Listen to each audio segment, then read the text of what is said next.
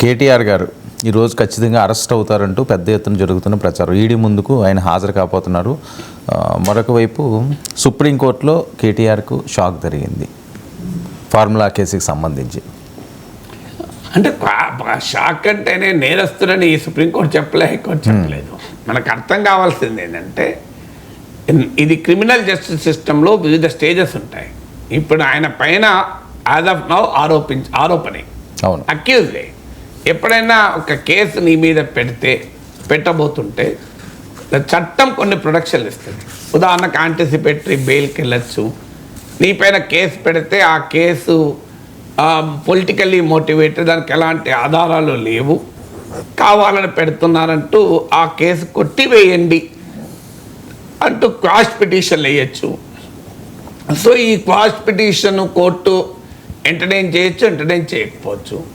Anticipatory bail petition entertain చేయొచ్చు, entertain చేయకపోవచ్చు. అందువల్ల ఇవన్నీ ఒక నిందితుడికి ఆరోపణ గురవుతున్న వ్యక్తికి ఉన్న లీగల్ ఇన్స్ట్రుమెంట్స్. ఆ లీగల్ ఇన్స్ట్రుమెంట్స్లో కొన్నిసార్లు కోర్టులు సానుకూలంగా స్పందించవచ్చు, కొన్నిసార్లు స్పందించవచ్చు, depending on the merit of the case. So investigations నార్మల్గా జ్యుడిషియరీ తీసుకునే ఒక వైఖరి ఏంటంటే జ్యుడిషియరీ, ఎగ్జిక్యూటివ్, లెజిస్లేచర్. మన రాజ్యాంగంలో 3 డిఫరెంట్ అంగాలు. లెజిస్లేచర్లో భాగంగా ఉన్న ఏసీబీ కావచ్చు, సిఐడి కావచ్చు, సిబిఐ కావచ్చు, ఇవి కొన్ని కేసులు పెడుతుంటాయి, ఇన్వెస్టిగేషన్లు చేస్తూ ఉంటాయి. ఆ ఇన్వెస్టిగేషన్లు చేస్తూ ఉన్నప్పుడు దాని బాధితులు కోర్టులకు వెళ్తూనే ఉంటారు. ఇది మా ప్రాథమిక హక్కుల ఉల్లంఘన, మాపై కావాలని చేస్తున్న కక్ష సాధింపు, మమ్మల్ని హింసిస్తున్నారంటే కోర్టులకు వెళ్తాయి. కోర్టులు ఏం చేయాలి?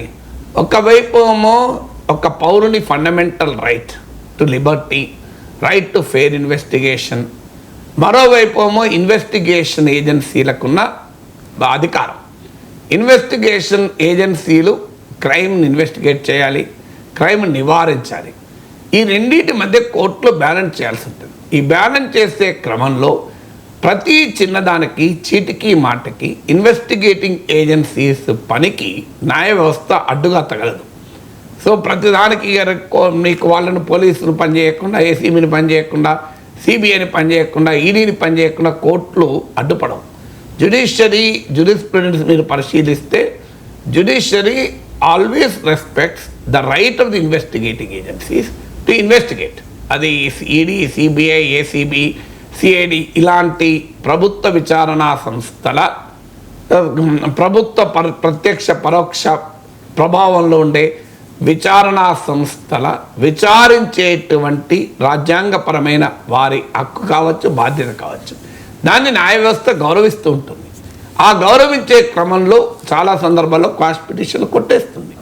So it need not reflect on the case, it need not reflect on the accuse. మనకేంటంటే మీడియా కొన్ని పడిగట్ట పదాలు ఉంటాయి. కేసీఆర్కు షాక్, కేటీఆర్కు చుక్కెదురు, కేటీఆర్కు కోర్టులో చుక్కెదురు అంటే అది మీనింగ్ ఏమొస్తుందంటే కోర్టు కేటీఆర్ని ఏదో దోషిగా ప్రకటించింది అని. ఇవి మన జర్నలిజంలో ఉండే పడిగట్టు పదాల సమస్య. దానికి తమ్మునేళ్ళు ఇంకెక్కువ. కేటీఆర్ సంఘకు షాక్ అని సుప్రీంకోర్టు బోర్డు వేసి దానికి 2 ఫోటోలు వేస్తే సుప్రీంకోర్టు ఏదో కేటీఆర్ లోపలేసిందనే భావన కలుగుతుంది.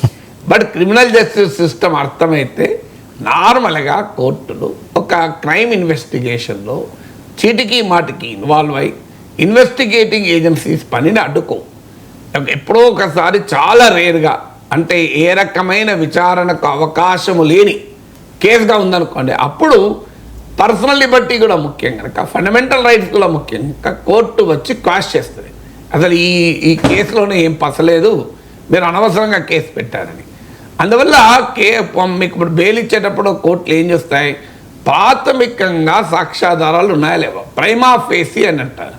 ప్రైమా ఫేసి ఉంది అంటే బెయిల్ ఇవ్వదు, లేదా కేసు ఎలో చేస్తుంది. ప్రైమా ఫేసి ఆధారాలు ఉన్నాయన్నా ఎలో చేస్తుంది. It need not reflect on entire case. ఇప్పుడు క్వాష్ పిటిషన్ స్టేజ్లో, బెయిల్ పిటిషన్ స్టేజ్లో కేసు మెరిట్స్లోకి కోర్టులు పోవు.